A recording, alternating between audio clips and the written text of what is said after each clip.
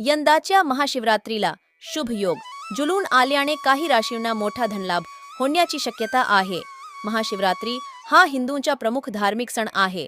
महाशिवरात्री हा सण फाल्गुन महिन्यातील कृष्ण पक्षातील चतुर्दशी तिथीला साजरा केला जातो। महाशिवरात्र हा भगवान शंकराच्या विशेष पूजा विधीसाठी महत्त्वाचा दिवस आहे। यंदा 8 मार्च 2024 रोजी महाशिवरात्री साजरी होईल। वैदिक ज्योतिषशास्त्रानुसार या दिवशी अत्यंत शुभ योग निर्माण होत आहे। असा अद्भुत योग तब्बल 300 वर्षांनी निर्माण होत असल्याचे ज्योतिषशास्त्रातून समोर आले आहे।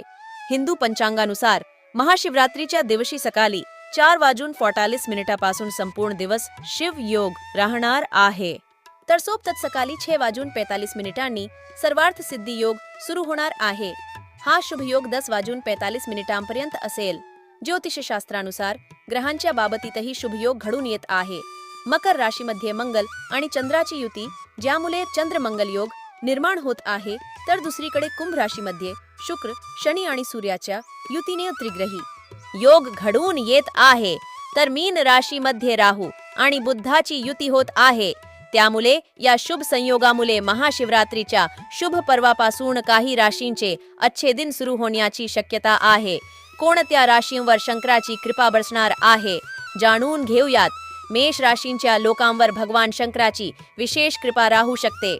अडकलेली काम चांगल्या पद्धतीने मार्गी लागू शकतात।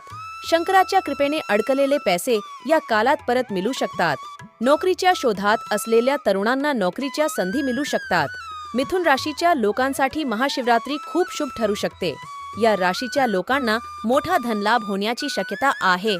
या कालात मालमत्ता खरेदीचे शुभ योग जुळून येऊ शकतात। गुंतवणुकीतून मोठा नफा मिळू शकतो।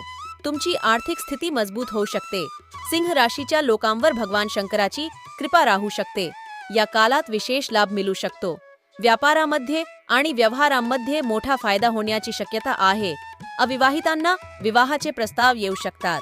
कुटुंबातील वातावरण उत्साही राहण्याची शक्यता आहे।